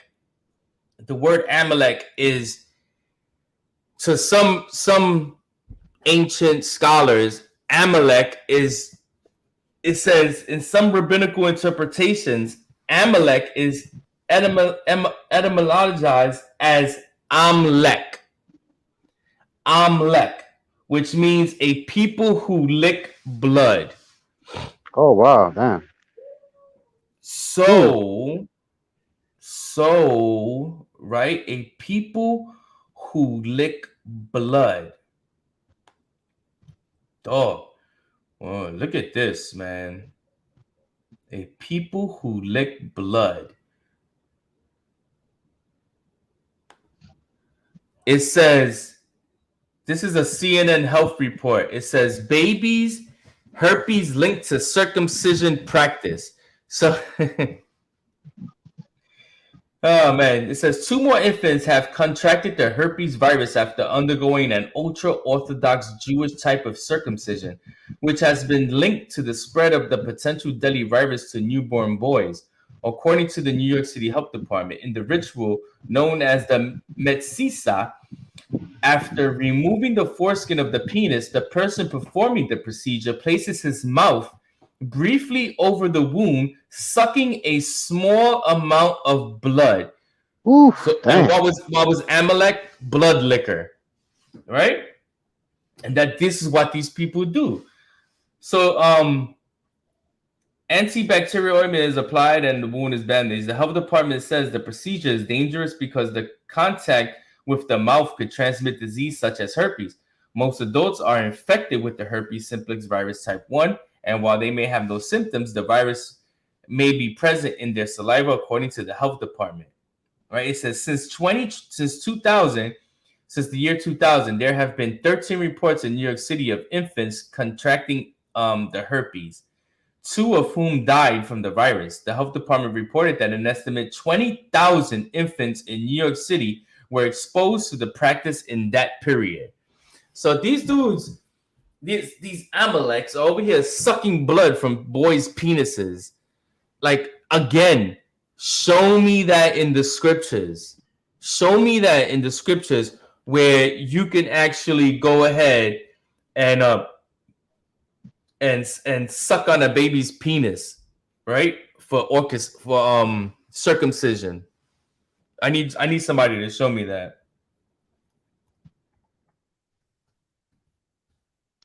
I got that link up with Amalek and Rome. It's from the Jewish Virtual Library.org. So I'm gonna read in the portion on this article on Amalek, okay? The portion is in the Agada or in the Agada. In the Agada. So I'm Yeah. gonna go down. It says, okay, in the course of time, this biblical injunction, hold on, let me just jump up. Okay. All right, it says, moreover, the attack of the Amalekites upon the Israelites encouraged others. All the tragedies which Israel suffered are considered the direct outcome of Amalek's hostile act. The injunction, remember, does not enjoin us to recall the evil actions of others, but rather our own. For the enemy comes only on account of sin and transgression. Now it's coming up. The verse, remember, is meant to remind all men of the rule which holds good for all generations, namely, that the scourge, the staff of God's indignation, with which Israel is smitten, will itself finally be smitten. In the course of time, will itself. Can you hear My me? bad. Yeah, my bad. In the course of time, this biblical injunction became so deeply rooted in Jewish thought that many important enemies of Israel were identified as direct descendants of Amalek. Thus, Whoa! Read that again. in the course of time, this biblical injunction became so deeply rooted in Jewish thought. This is talking actually about the Israelites. They is using the word Jewish there. Rooted in Israelite thought that many important enemies of Israel were identified as direct descendants of Amalek. Now check this out. This is the main thing right here. Thus, the Tannitic Agada. This is ancient writing breaking down scriptures back in the 2,000 years ago amongst the Israelites of the first century. That's important. This were real Israelites that wrote this. A breakdown on Amalek, a biblical breakdown on Amalek. Thus, the Tannitic Agada of the first century BCE identifies Amalek with Rome. Okay. Remember what I said? Amalek is Rome. Amalek stands for Rome. It says the most outstanding example is Haman, the Agagite, who was regarded as descendant of Agag, the Amalekites. So that's how the article ends. So our people, 2,000 years ago in the land of Israel, there was different groups. You had the apostles, you had the Pharisees, Sadducees, you had the priests, and some of them amongst the rabbis, they had breakdowns on different nations. And here we know in the first century BCE, so this was 100 years before Christ, okay, they had some writings identifying Rome with Amalek, okay. Bro. So we know these people are Edomites, the Greeks and the Romans, and this is where the Jewish people of today, they come from. These people, when Rome started to fall and before they started moving into Central Europe, this is where the Turks and the Khazar Empire came out of, because all the nations of the earth are mentioned in the Holy Bible. Who are the Khazars? Who are they? We know they have to be Edomites, because they fulfill all the prophecies of those who would take God's land, as we read. It was in the book of Ezekiel, I believe. Right. So all the nations mentioned in the Bible are still here today. This is why we go through the Holy Bible, we go through history and join it all together. This is what God wants. The Bible is a history book. all right, a prophecy book and a law book. And we know that the people known as Europeans do not fulfill the scriptures as being the Israelites. That only fulfills within the people being oppressed today as so-called minorities in the Americas, Puerto Ricans, Black Americans, and Native Americans. Con, bro, that was awesome, man. So I guess this concludes the whole thing. I think we brought out so much information and it just hammered it home. I think we put them under the ground, you know. So with that being said, man, anything else you have to say? Any other scriptures, bro? Yeah, that's basically it. The focus is not on Esau and Amalek and the Jewish people, but it must be brought out because they're claiming something they do not practice. Okay, we, to the best of our ability, we're going through these scriptures, the laws, statutes, and commandments, the knowledge, the wisdom, the history, and bringing it out to the people where they're not doing that. If they're God's people and all people are supposed to go to them for the instructions of the Bible, why are they not teaching you Puerto Ricans in the ghettos and projects in North America and Puerto Rico? Why are they not teaching the Black Americans the truth? Okay, because they're not God's people. They cannot identify none of the tribes of Israel, and we know that we are those people. So we're just here exposing them and we're moving them out the way. It's up to you now if you're gonna keep listening to them that they're you, all right, and you're a Gentile and a heathen. That's your fault, all right, because the information is out there. This is high time you wake out of sleep and reclaim your royal history as the 12 tribes of Israel. The real Jews are Black and Puerto Rican. Right. And yeah, there's so much more like that we can prove who we are, and we can disprove who they say they are. And I honestly feel that that those type of stuff can wait for scoffers. You know what I'm saying? So like, especially scoffers of our people. If you don't believe the information that was brought out, then do a better job in proving or disproving it.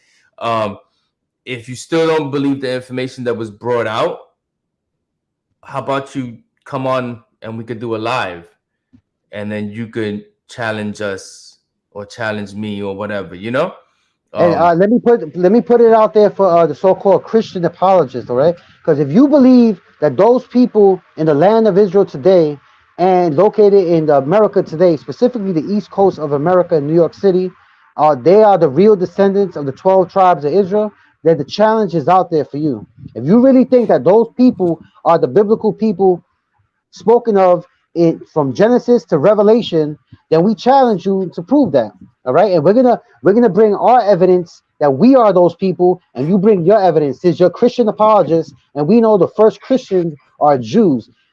John 4:22, salvation is of the Jews. Okay, so this is why we're bringing this out. All right, and we're gonna defend the Holy Bible against any imposter out there in the earth, whether Christian or Jew or Muslim. Yeah, and your not only that, but prove that we're not. In your dialogue, prove that we're not. Yeah, they're gonna have to go into damn what's it called? The Bering Strait theory. They're gonna go completely against the Bible. They're gonna have to go million years. The earth is 1,000,000 years old to try to disprove that we are the Israelites. They're gonna disprove the Bible trying to disprove us. See how ridiculous that would sound? There's no way you can do it, but I challenge you to do it. If you believe that we're not Israel, prove that we're not Israel. Prove it. Prove it. Every nation is in the Bible. Where the hell is a Puerto Rican? Where's a Mexican? You see what I'm saying? Those names are made up names that came from the Spaniards. We were Israelites before they even gave us our new names. And we have historical proof to prove it. Archaeology, history. Come on. We got the spirit, you know what I'm saying? That too. We're the only people claiming to be the Israelites the 12 tribes of Israel, and nobody's doing that on the earth. Okay, let that be known and spoken on the rooftops, the housetops all around the world, that we are the only people claiming the 12 tribes of Israel, not the people in the land of Israel, not the people in New York City claim to be Jewish. They're not doing that. They don't give a damn about any of the tribes. James 1:1 says, to the 12 tribes which are scattered abroad, greeting. So we're doing that by these videos and these lessons. We're throwing it out there, greeting, because you got to wake up, you Latinos and Native Americans, all right? Because you are those Israelites spoken of by James, all right? This is the greeting to wake you up, all right? Because them damn Jews don't care nothing about you, all right? Right. Well said, bro. Well said. Because they don't, man. They just want your community, and they want to charge you high ass rent for living in your community. They, that you've been there for years, and that's all they want. They just want to take over your community, charge you rent, even kick you out. So, man, listen. I don't know. It's the naysayers have a lot to prove, and I'm waiting for them to try to prove something. But I appreciate brothers coming through and watching with us, talking with us, or being here with us, enjoying the lesson. Shalom, all praise to the Most High Yahweh by Hashem Yahweh Shai. Stay prayed up, Israel. Pray for each other, bless each other, love each other. Also, stay on the lookout for tomorrow for the breakdown of Issachar. That should be happening about 9 a.m. Central Time. 9 p.m. Central Time, right? So I hope y'all can watch that. And thank you again for coming by and watching this program. I hope y'all were edified. If you weren't edified, then say why you weren't edified. You know what I'm saying? Or if you thought it was plain rubbish, say why you think it was rubbish. And come on to the live, and so that we can have an open conversation like grown-ups. Okay? Again, shalom, or praise to the Most High Yahweh by Hashem Yahweh Shai. Shalom. Peace and blessings, Israel. Shalom. Kwam Yasha Allah. Kwam Yasha Allah.